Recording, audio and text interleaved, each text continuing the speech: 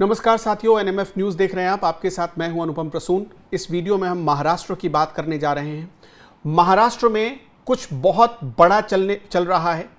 एक बात नोटिस करिएगा, देवेंद्र फडणवीस की कार्यशैली, देवेंद्र फडणवीस के काम करने का स्टाइल बस एक मैसेज देता है कि हम किसी भी चीज़ पर, ऐसी कोई भी चीज़ या ऐसी कोई भी हरकत जिससे सरकार की छवि को नुकसान पहुंचे या सरकार की छवि बदनाम हो, उस पर जीरो टॉलरेंस की पॉलिसी अपनाते हैं। मतलब ये बर्दाश्त नहीं करेंगे, फौरन कार्रवाई करेंगे। इससे पहले देवेंद्र फडणवीस ने कई मामलों में ये साबित भी करके दिखाया है। लेकिन जानते हैं आप महाराष्ट्र में क्या हो रहा है? उनके अपने कैबिनेट में बैठे हुए लोग सरकार को बदनाम कर रहे हैं, अपनी हरकत से सरकार की बदनामी करवा रहे हैं। क्या हो रहा है ये पूरी डिटेल में आपको समझाएंगे, बताएंगे, और यह भी बताएंगे कि देवेंद्र फडणवीस को शायद उनके ही मंत्री अभी तक समझ नहीं पाए हैं। इसी वजह से देवेंद्र फडणवीस ने एक बड़ा फैसला, करीब करीब ये माना जा रहा है, सूत्र बता रहे हैं कि महाराष्ट्र में कर लिया है। बहुत जल्द हो सकता है कि गणपति उत्सव के दौरान ही या उसके बाद और बीएमसी के चुनावों से पहले देवेंद्र फडणवीस का यह निर्णय पूरी तरह से महाराष्ट्र में लागू हो जाए। वो निर्णय क्या है? निर्णय है कैबिनेट रिशफल का। मंत्रिमंडल में बदलाव हो सकता है महाराष्ट्र का, और ऐसा करने के लिए देवेंद्र फडणवीस क्यों मजबूर हुए, आज आपको एक एग्जाम्पल दिखाएंगे। एक एग्जाम्पल, जो घटना अभी हुई है उसके बारे में बताएंगे, और एक पुरानी घटना के बारे में भी आपको विस्तार से समझाएंगे। याद है आपको धनंजय मुंडे? धनंजय मुंडे कौन थे? धनंजय मुंडे अजित पवार गुट के बहुत खासम खास थे। अजित पवार गुट से उनका रिश्ता था। अजित पवार के राइट हैंड माने जाते थे। लेकिन बीड़ में एक सरपंच की हत्या हुई, उसमें धनंजय मुंडे का नाम सामने आया। धनंजय मुंडे के बारे में जो पब्लिक परसेप्शन बना, उससे सरकार की छवि को नुकसान हो रहा था। एक मिनट देर नहीं लगाई देवेंद्र फडणवीस ने। उन्होंने कहा कि सरकार की छवि से हम कोई समझौता नहीं कर सकते, इस्तीफा देना पड़ा। इस बात की परवाह किए बगैर कि अजित पवार समर्थन भी वापस ले सकते हैं धनंजय मुंडे के लिए, या एनसीपी गुट, अजित पवार एनसीपी गुट समर्थन वापस ले लेगा तो क्या करेंगे, कोई परवाह नहीं की देवेंद्र फडणवीस ने। क्योंकि उनकी जो पॉलिसी रही है जीरो टॉलरेंस वाली, उनकी जो पॉलिसी रही कि सरकार की छवि से कोई समझौता नहीं होगा, उस पॉलिसी पर वो कायम हैं। वो चाहते हैं कि उनके मंत्री, वो चाहते हैं कि उनके कैबिनेट में उनके जो साथी हैं वो कॉमन मैन बनकर रहें, प्राइम मिनिस्टर की तरह पावर ना दिखाए, रौब ना झाड़े पब्लिक पर। वो ये चाहते हैं। और देवेंद्र फडणवीस की इसी पॉलिसी को फिर से उनके कैबिनेट के दो साथियों ने इसी पॉलिसी का उल्लंघन कर दिया है। वो जैसे देवेंद्र फडणवीस की बात को अनसुना करते जा रहे हैं। हुआ क्या है, बहुत ध्यान से समझिएगा। संजय शिरसाट, जो शिवसेना शिंदे गुट के बहुत बड़े कद्दावर लीडर माने जाते हैं, संजय शिरसाट जिनका भी एक वीडियो कुछ दिन पहले वायरल हुआ था, उस वीडियो पर हम बाद में आपको बताएंगे, समझाएंगे कि वो वीडियो क्या था। आप देखिए, उनकी तस्वीर हम दिखा रहे हैं। और ये दूसरी मंत्री माधुरी मिसाल, इनका नाम है। माधुरी मिसाल बीजेपी की हैं। संजय शिरसाट शिवसेना शिंदे गुट के हैं। इन दोनों में 36 का आंकड़ा हो गया है। लेटर वॉर छिड़ गया है। लेटर वॉर छिड़ गया। दोनों एक दूसरे को खत लिख रहे हैं, एक दूसरे पर आरोप लगा रहे हैं। अब सोचकर देखिए, अपनी ही सरकार में अपने दो मंत्री लड़ने लगे। देवेंद्र फडणवीस काम पर फोकस कर रहे हैं, वो एक्सप्रेसवे बनवा रहे हैं, सड़कें चमचमाती हुई बनवा रहे हैं, वो मुंबई में वर्ल्ड क्लास यूनिवर्सिटीज ला रहे हैं। लेकिन दूसरी तरफ उनके मंत्री आपस में भिड़ रहे हैं, आपस में ही लड़ रहे हैं। ये इस बात की परवाह किए बगैर कि पब्लिक में उनकी छवि क्या बनेगी, इस बात की परवाह किए बगैर कि सरकार को इससे नुकसान हो सकता है। क्या मामला है ये भी आप समझिएगा।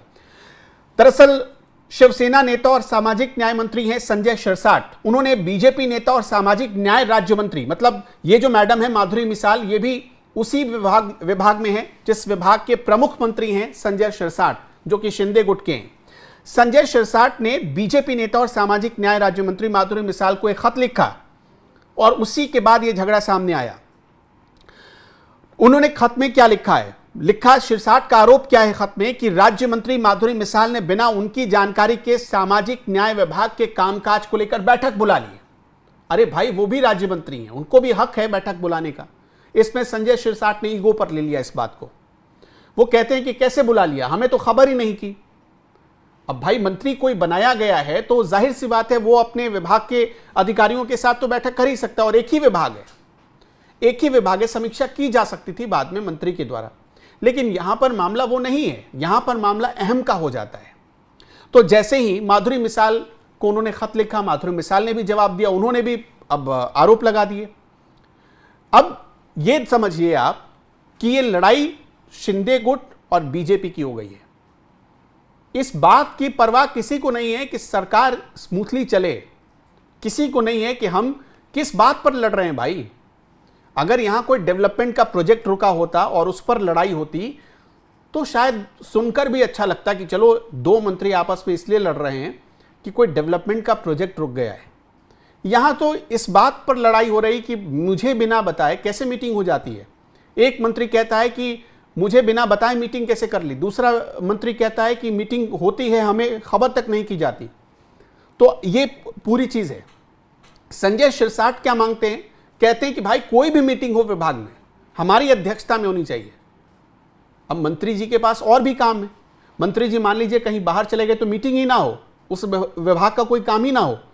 ये सारी चीज है इस वक्त। इसी वजह से ये दो मंत्री माधुरी मिसाल और संजय शिरसाट दोनों आपस में लड़ गए। मैं एक बात और आपको बता देना चाहता हूं संजय शिरसाट के बारे में। कुछ दिनों पहले सोशल मीडिया पर उनका एक वीडियो वायरल हुआ। सच था या झूठ था ये हम दावा नहीं करते हैं, लेकिन उससे भी सरकार की छवि को बड़ा नुकसान पहुंचा। सरकार की छवि को नुकसान कैसे पहुंचा? उसमें एक बिस्तर पर बैठे हुए थे संजय शिरसाट साहब, सामने एक बड़ा सा ब्रीफकेस रखा हुआ था। उस सूटकेस में आप जब देखते तो मतलब पैसों का अंबार था, नोटों की गड्डियां भरी हुई थी। और वो तस्वीर वायरल हो गई और साहब किसी से फोन पर बात कर रहे थे और साथ में कश खींच रहे थे। तो उस तस्वीर को किसी ने, उस पूरा वीडियो बनाकर किसी ने सोशल मीडिया पर डाल दिया। अब सच था या झूठ था ये नहीं पता, लेकिन डाल दिया और डालने के बाद तो वायरल हो गया। अब ये समझिए कि शिवसेना ने, उद्धव शिवसेना ने तो इसे हाथों हाथ लपक लिया, हाथों हाथ लपक लिया। और उसके बाद तो ताबड़तोड़ मीडिया में ब्रीफिंग होने लगी। संजय शिरसाट की वजह से फडणवीस सरकार की छवि को बड़ा नुकसान पहुंचा, यह हाल था। तो कुल मिलाकर यह समझिए कि यही सब जो चीजें महाराष्ट्र में हो रही हैं, डेवलपमेंट पर काम फोकस करने के बजाय आपस में लड़ना, अहम का टकराव, ईगो क्लैश, ये सारी घटनाएं, ये सारी चीजें सरकार के खिलाफ जा रही हैं। देवेंद्र फडणवीस दिल्ली में थे जब ये सब कुछ हुआ। वो दिल्ली में किस लिए थे? उनको पता था कि कुछ लोगों को बदलना जरूरी है। कहा जा रहा है कि वो चर्चा करने ही आए थे। कैबिनेट रिशफल जल्द हो सकता है, मंत्रिमंडल में फेरबदल बहुत जल्द आप सुनेंगे महाराष्ट्र में। तो ऐसे लोग जो काम पर फोकस नहीं करते हैं, जो ईगो की लड़ाई लड़ते हैं, अहम की लड़ाई लड़ते हैं, हो सकता है कि उनको किनारे भी लगा दिया जाए। आपका क्या मानना है? क्या ये सब होना चाहिए दो मंत्रियों के बीच? मंत्रियों का एक अपना, मंत्रियों की मर्यादा होती है। उस मर्यादा में रहकर अगर वो मर्यादा कोई तोड़ता है तो एक बात समझ में आती है। लेकिन यहां पर ऐसा लगता है कि सीधे सीधे लड़ाई तो अहम की हो गई है। आपका क्या मानना है? क्या ये सारे मंत्री ऐसे करेंगे तो इससे देवेंद्र फडणवीस सरकार की छवि को नुकसान नहीं होगा? आपका जो भी सोचना है, जो भी आपकी राय में कमेंट बॉक्स में जरूर लिखिएगा। नमस्कार।